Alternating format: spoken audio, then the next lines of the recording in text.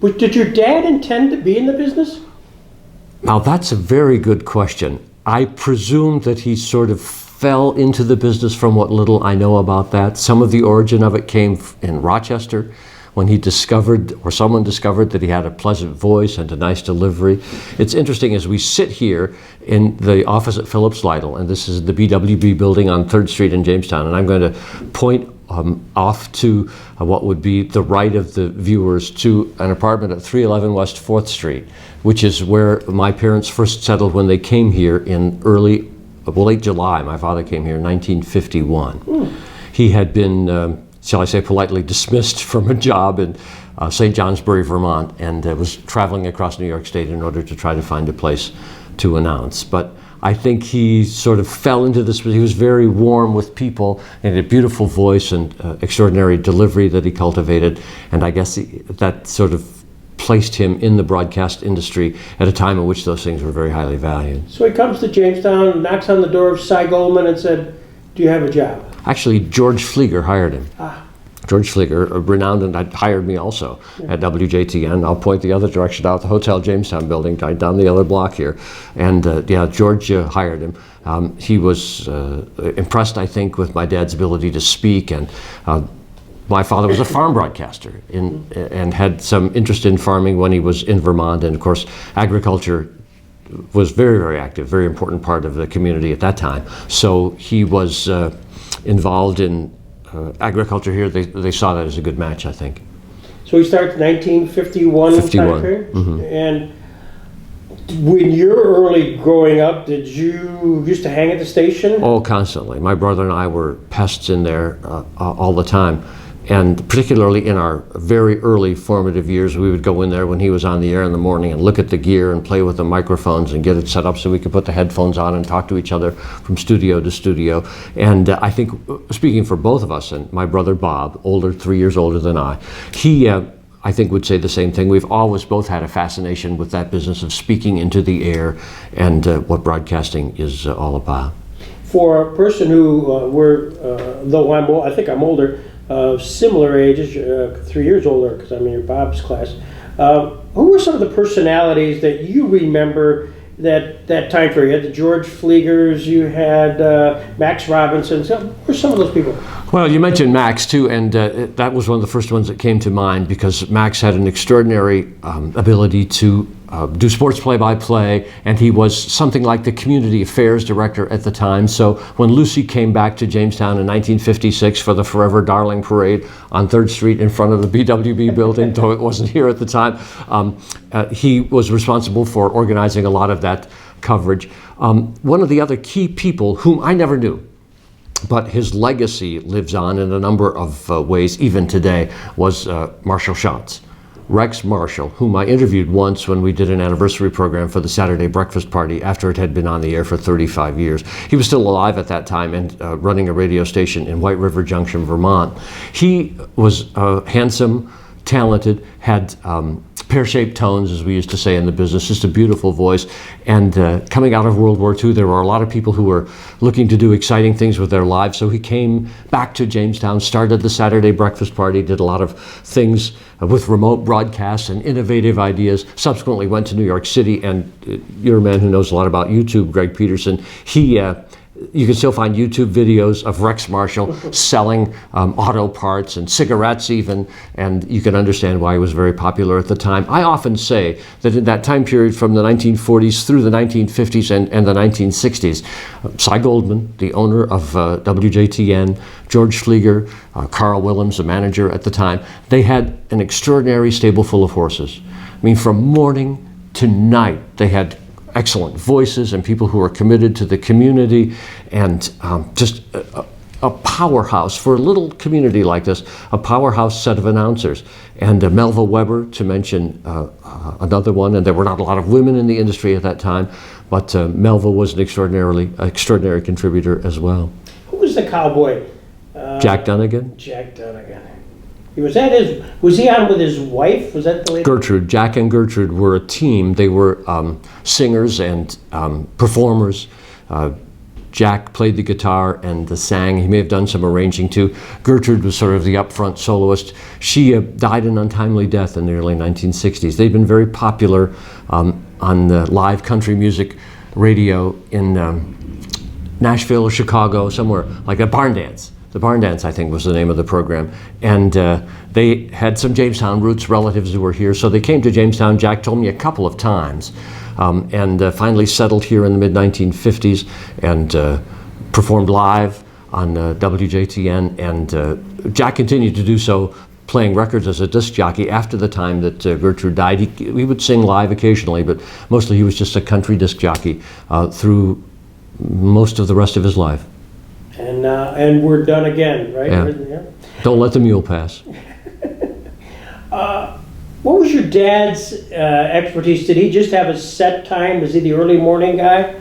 Well, yes. He, because of his interest in agriculture, he did a lot of farm broadcasting. He did a recorded program on Sunday mornings, the child of which I still do. And he was on, he kept waking the town up earlier and earlier. I think when he first started, the station went on the air, it shut off at night. It was just an era in which radio stations shut off at night and turned on the next morning. I think they may have started at 6:30 or 6 o'clock and eventually backed that up to 5 o'clock. And he would put the station on the air at 5 o'clock. And fundamentally, his shift was 5 until about 8:30 or 9 o'clock in the morning. Doc, where did Doc come from? He met my mother in Ottumwa, Iowa, and they were both pharmacists' mates in the United States Navy in World War II. And that's where that Doc phrase, Doc name, moniker came from, and he liked that and held on to it. Were you destined to be in radio yourself?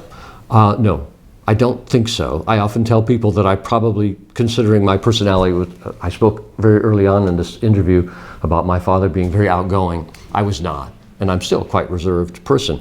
But he died, well, we were estranged for a while. It's kind of a complicated family relationship, but there were a number of years in which I knew my father was on the air and I heard his voice, but I never really had much contact with him.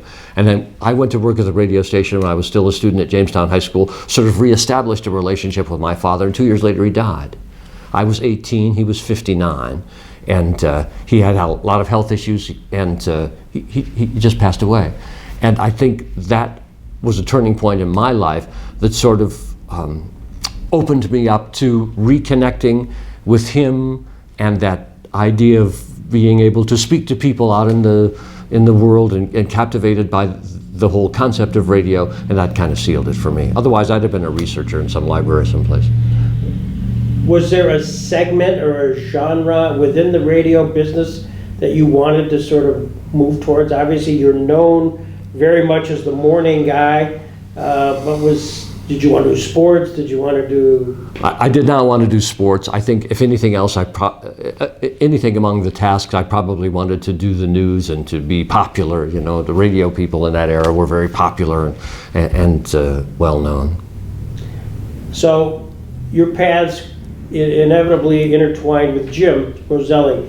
What was kind of your first meeting with Jim, and how did that relationship develop? I knew Jim Roselli from my earliest days because my family was so closely related to the radio station that we knew all the people who worked there. And I can remember seeing Jim in the front of the Hotel Jamestown building just down the street here when I was just a boy, and wondering who he was and what he was up to and what his life was all about. And I came to know him, and through my years, my maturity, come to work with him and learn an extraordinary amount about people and about interviewing and about life from Jim Roselli. There are still some of his interviews around, and you have some at the Jackson Center and your YouTube collection of Jim and his work. And you can learn a lot just by listening to his story about growing up on Franklin Street and being unable to participate in sports as much as he wanted to for some physical reasons, but he honored and loved some of the broadcasters. He'd pick up a stick and pretend that he was doing play-by-play, as some of the classic broadcasters of the early 20th century did. And he too, I think, was destined for the radio business. And his contribution to what we understand as radio and media in Jamestown, even though he's been deceased for several years now, still looms very large, I think, in terms of setting the parameters of the work.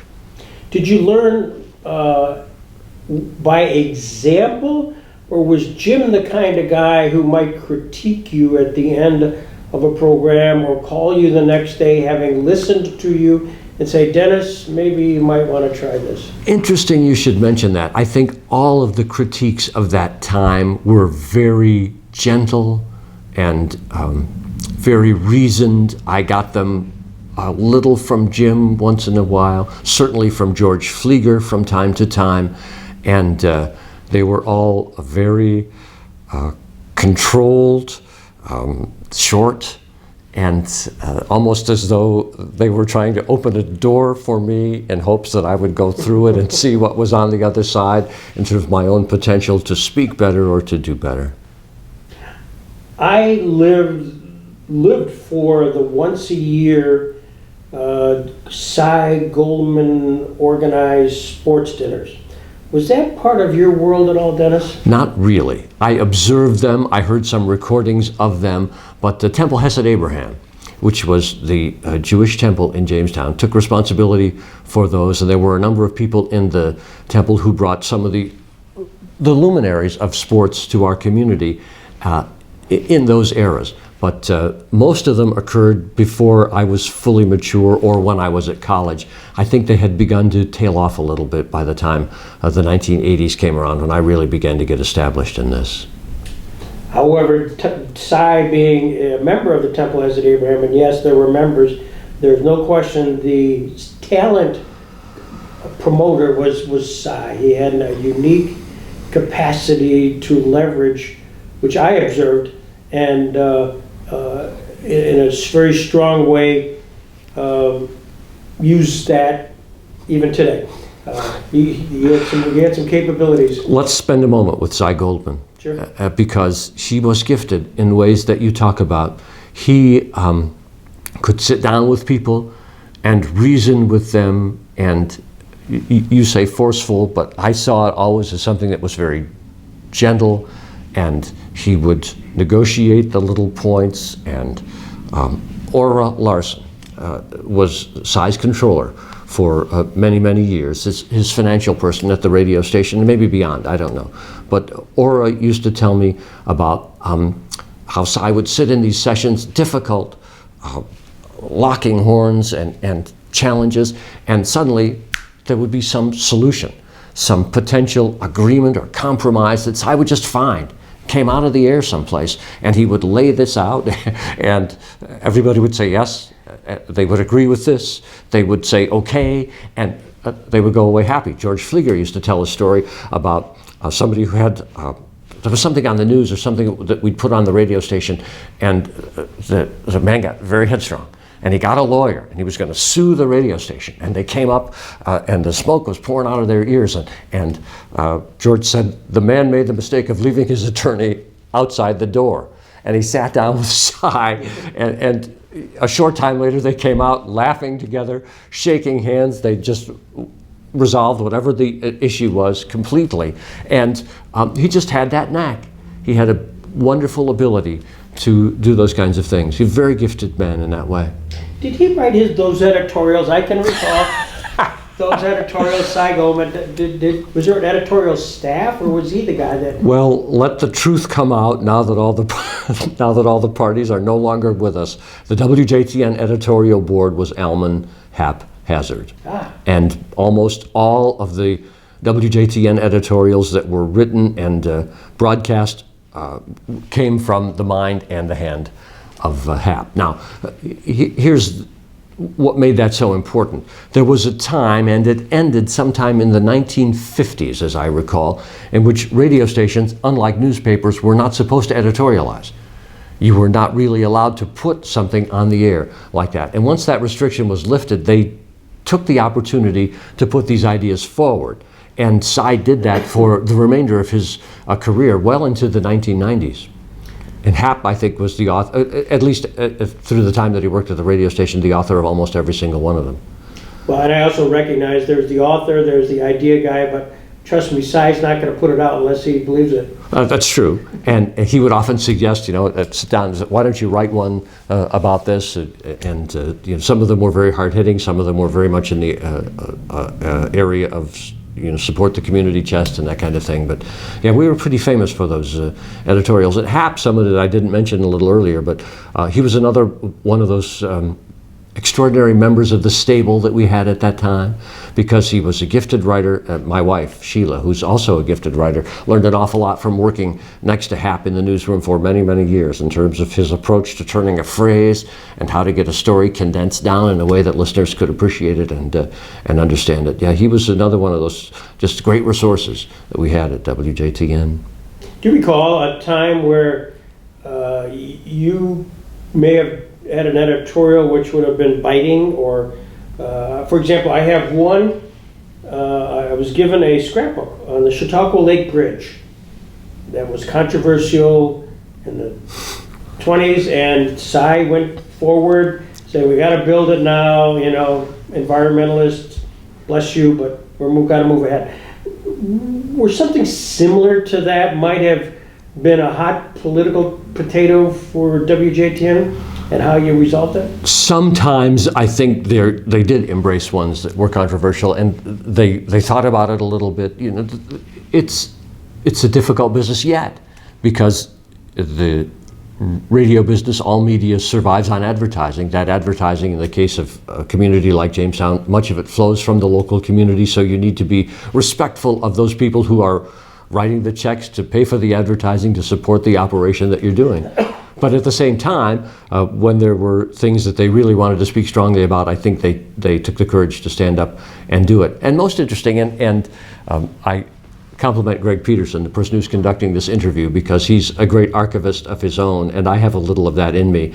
I have made sure that the editorial files at WJTN have been preserved, so as many of them as I could find in notebooks. And what's also interesting is they not only preserved the editorials, but the response. And this was an era in which people wrote letters, handwritten in some instances, or typed on a typewriter. And if they were of merit, then the response, the objection, the affirmation of the editorial was included with it in the book. Jackson Center, let me just pause and make a comment. You do an awful lot of research. You are a tremendous source of being able to put in a very short composite format as you prepare a question. You've clearly given it thought. To it, last night you sent me email on a Sunday night of some thoughts. But that's your style, and it's well known and respected, but that means you do a lot of research. And as you reflect back on what we're doing, the 20th anniversary of the Jackson Center, what's your perspective of that? I mean, maybe just generally, what's the perspective as we have a not-for-profit in Jamestown, New York? It's now going on into its 20th anniversary. And you've been with it. I mean, you've seen the growth, the good, bad, and hopefully no ugly, but you've seen it. Well, let me mention two people who've been profoundly influential in terms of my concept of Robert H. Jackson. And one of them has been spoken of already in this interview, and that's Jim Roselli. And I'll say more about him in a moment. But first, I need to step back to Helen McMahon, who wrote Chautauqua County, A History. And this is a book that, if you have not read, and you can find one, everyone who lives here should read this book. It is written in the 20th century, but it encapsulates a lot of the history of the development of this area, and some people who know it well would say it leaves a lot out. It is not a long book, but it does say a lot about the growth of the community from the beginning in the 1800s into the 20th century. And she speaks of the three 20th century icons of Jamestown: Roger Tory Peterson, Lucille Ball, and Robert H. Jackson. And I read Helen McMahon's book when I was quite young, and Jackson always interested me. I always found it a little harder to understand exactly what he had accomplished compared to the other two, and maybe others have felt that same way from time to time. So my first introduction was to the portrait of Robert H. Jackson that is a prominent whole page, I think, in Helen McMahon's book. Now, speaking of the Jackson Center and the essence of its creation that you, Greg Peterson, and others locally were a part of, Jim Roselli's close relationship with Carl Kappa, and they grew up in the same part of Jamestown around the same time. And Carl was a very successful owner of a furniture business here in Jamestown, and he was philanthropic, and because of their connection, I think Jim Roselli understood very early on the value of the concept that was being promoted through the Jackson Center, and Jim worked very hard to convince all of us at the radio station that it was important, and he did it through his actions, the many interviews, remote broadcasts, things that he did when you would bring special people in from Robert H. Jackson's era in Nuremberg, and Jim would do everything that he could to get them on the air for a moment or two or longer. I think he helped us all, helped the idea catch fire at the radio station, and you couldn't miss it if you were around WJTN at that time, that Jim thought something very important was happening at the Robert H. Jackson Center. And he was very complimentary to your work, always there as well. No, and he was very courteous. This is something that we were respectful of Jim's time, and Jim was respectful of our time. And I always, as are you, but applaud the fact that sometimes you only have X amount of time with somebody, and Jim would not, to his credit, exercise the fact that he was Jim Roselli. That may sound kind of weird, but Jim Roselli, icon, could have just kind of muscled his way saying, you know, I got to have at this. So I always applauded the sensitivity that Jim had, of course, his professionalism, and I'll never forget, never, ever, ever forget our really first major event in 2001 when we had the Nuremberg prosecutors at the center, which to me was awe-inspiring. And there they were, all four of them, and Jim set up camp in what is now known as the Weeks Room. Mm-hmm. And he had them eating out of his hand. It was a spectacular moment. Well, you know, you mentioned earlier what research I may do for an interview. I do nothing compared to what Jim used to do in terms of his preparation for his interviews. He was doggedly dedicated to learning everything that he could before he got in front of somebody with a microphone. And often he would just have it in his mind. He did it without notes.